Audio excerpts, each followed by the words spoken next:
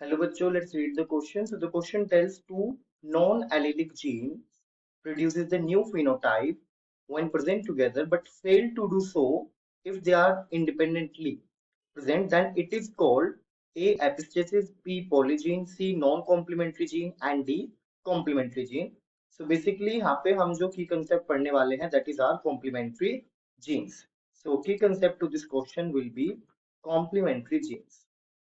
यहाँ पे बेसिकली जो कॉम्प्लीमेंट्री जीन्स हम पढ़ने वाले हैं, this is a part of gene interaction, जहाँ पे दो जीन आपस में इंटरैक्ट करते हैं and it is a part to the extension to the Mendelian genetics. According to the Mendel जो जीन्स होते थे आपस में इंटरैक्ट नहीं करते, but after that their discoveries की जीन्स हमारे आपस में इंटरैक्ट करते हैं एंड उसमें से ही एक पार्ट है that is complementary gene interaction.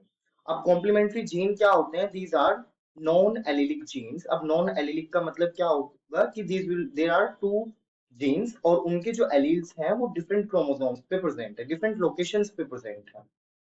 So these are non-allelic genes that produce new phenotype. यानी कि ये एक न्यू phenotype प्रोड्यूस करते हैं जब दोनों साथ में प्रेजेंट होते हैं together. But if they are present alone, then they will not show that particular phenotype. Unable to show that phenotype. अभी एक एग्जाम्पल के थ्रू पूरा कंसेप्ट क्लियर हो जाएगा. Let's see the example. देखिए एग्जाम्पल लेते हैं हम. नेचर में जो स्वीट पी होता है दैट इज लेथेरिस ओडोरेटस. स्वीट पी में जो फ्लावर कलर होता है उसमें व्हाइट फ्लावर हमें देखने को मिलते हैं and we have purple flower. So अब ये जो व्हाइट और पर्पल फ्लावर हमें देखने को मिलते हैं, these are produced due to the gene interaction. यहाँ पे जीन इंटरेक्शन होता है और किस टाइप का जीन इंटरेक्शन होगा? कॉम्प्लीमेंट्री जीन इंटरेक्शन होगा. Basically two genes are there, gene P and gene C.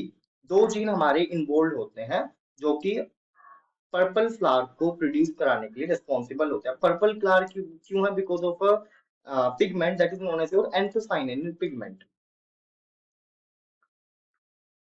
So anthocyanin pigment जो होता है it is responsible for the occurrence of the purple flower.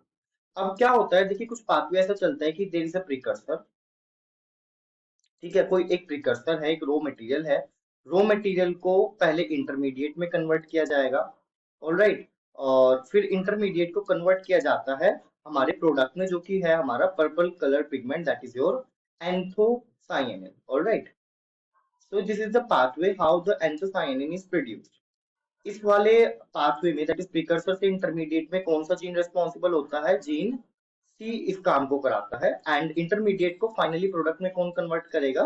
Gene P convert करता है. Alright, because gene सी जो है वो एक एंजाइम प्रोड्यूस करेगा जो इस काम को कराएगा एंड जीन पी जो है वो एक एंजाइम प्रोड्यूस करेगा जो इंटरमीडिएट को फाइनली प्रोडक्ट में कन्वर्ट कर देगा दैट इज एंथोसायनिन एंड हमारे पर्पल फ्लावर मिलेंगे. अब अगर केवल ओनली जीन सी है तो हमारा एंथोसायनिन प्रोड्यूस नहीं हो पाएगा बिकॉज इंटरमीडिएट तो प्रोड्यूस हो जाएगा लेकिन हमारा प्रोडक्ट नहीं बन पाएगा. So I should write here with a different colour if only capital C. अगर मेरा केवल कैपिटल सी है तो नो पर्पल फ्लावर, क्योंकि इंटरमीडिएट तो बन जाएगा बट मेरा फाइनल प्रोडक्ट जो है एंथोसायनिन वो नहीं बनेगा.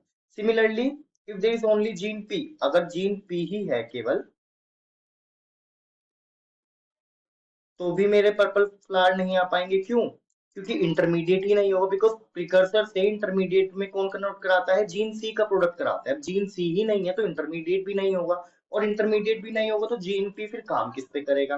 तो यहाँ पे भी मेरा पर्पल फ्लावर नहीं मिलेगा. So you can see that कि अगर दोनों साथ में प्रेजेंट हो then only purple flower can be observed.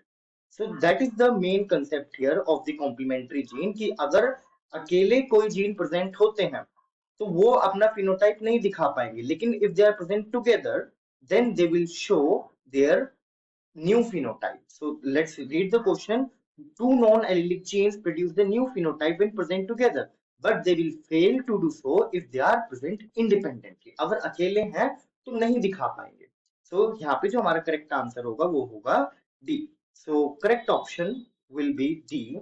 I hope you understood the concept of complementary gene interaction. Thank you.